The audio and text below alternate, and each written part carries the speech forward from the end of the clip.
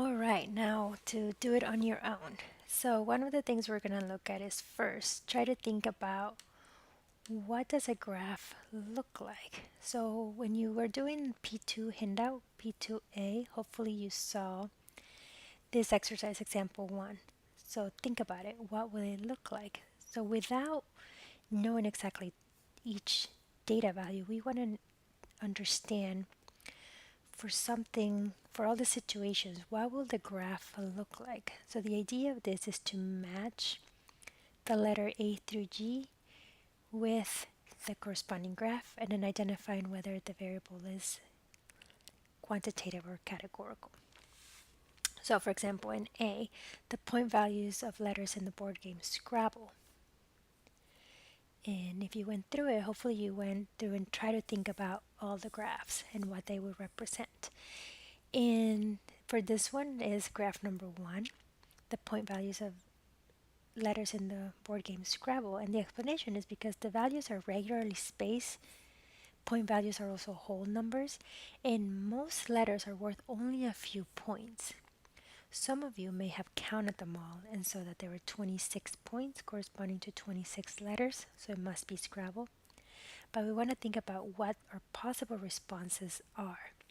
So point values of the letter Scrabble. Think about the game.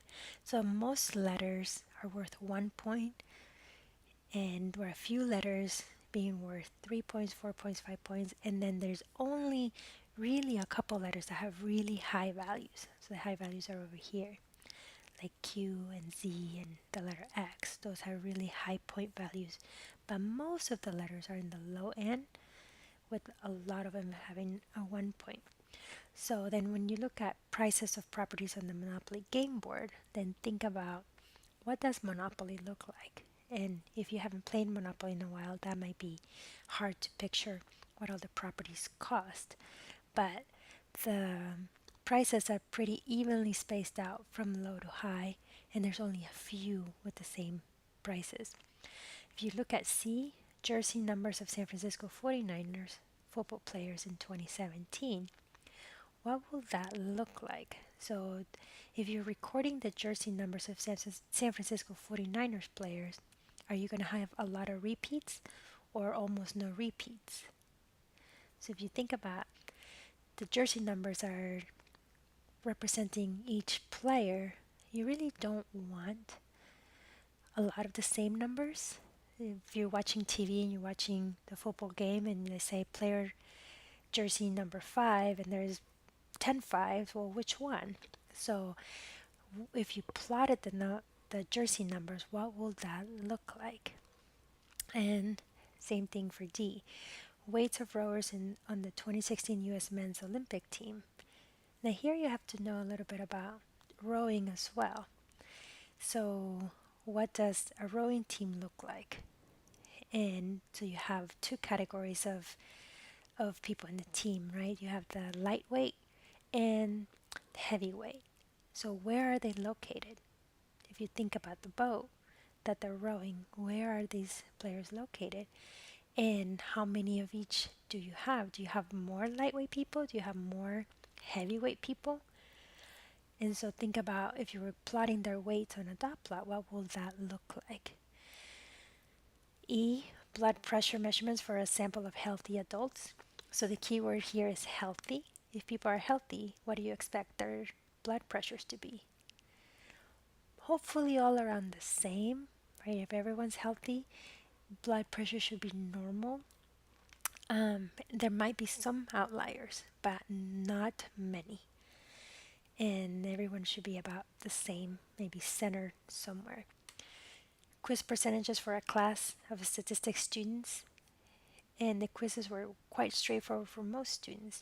So this is another one that, well, what does straightforward mean, right? So that means the quiz was easy. So if the quiz was easy, how did the students do? Do they get low values or do they get high values?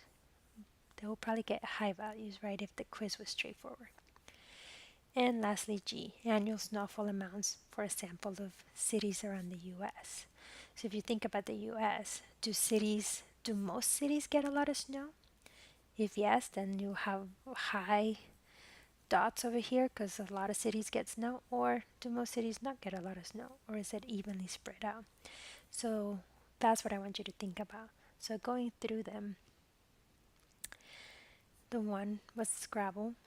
Number two is actually the properties of the Monopoly game, because the values are very regularly spaced with pairs of properties or in a set of three having exactly the same price. Number three was the variable G, annual snowfall amounts for US cities. Most cities have little or no snow, but some have quite a bit. Maybe not this week. Variable C for number four, the jersey numbers of San Francisco 49ers football players in 2016. And that's because what I talked about. You don't want a lot of players to have the same number, so there's going to be one dot for many numbers. There are some repeats. It could be for different situations, but most of these there'll be hardly any repeats. And number five was blood pressure measurements for a sample of healthy adults, because healthy adults, they should all be around the same, with some high and maybe some low if there are any outliers. Number six is the rowing team. And that's because you have mostly heavyweight people, and you have some lightweights and the very light person that's helping steer the boat. And lastly, number seven was the quiz scores. If the quiz was straightforward, that means everyone did very well. In terms of the variable being categorical or quantitative, most of them are quantitative because they're measuring amounts, except for one. Which one is categorical? And hopefully you're able to pick out that number four, variable C. The jersey numbers of San Francisco 49ers is a categorical variable. Even though it's a number, is not measuring an amount, it's just categorizing a player. Number 17 is an identifier, not a measure. And so in terms of the shape of the graphs, notice that the first one will be skewed right because you have a right tail.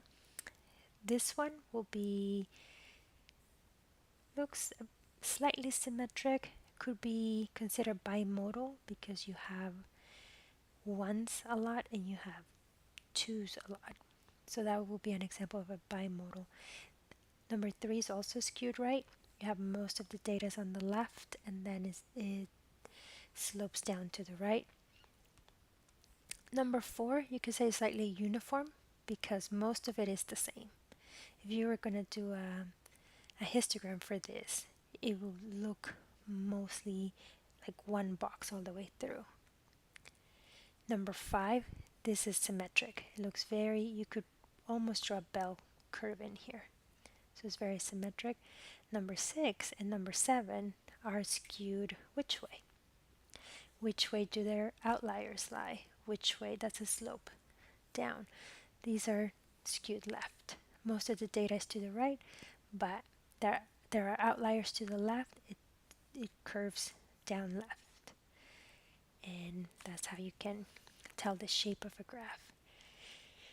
Now to go on to StatCrunch. We're going to do an exploratory data analysis, and here I'm going to have you do this. Hopefully you have done it on your own, and in class we can go a little bit more into it, but I wanted to point out that StatCrunch directions are on this right margin here. So the shape, we're going to do dot plot, histogram, and box plot. So when you open up your StatCrunch, we're going to enter this data into it. So if you go to StatCrunch, let me first go to the menu.